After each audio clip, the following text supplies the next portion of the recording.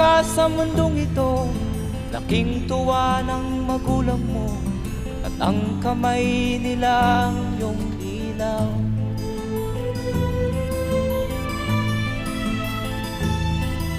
At ang nanay at tatay mo'y di malaman ang gagawin, namasdan pati pagtulog mo.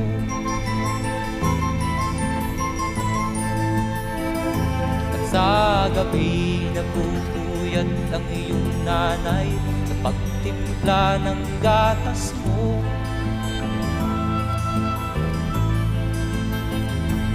Sa umaga na may kalong ka ng iyong amang tuwang-tuwa sa'yo.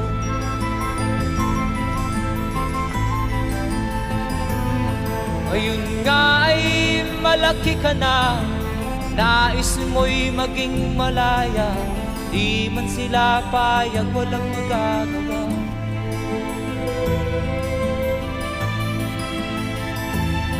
Ikaw nga ay biglang nagbago, naging matigas ang iyong ulo, at ang payo nila'y sinuway mo.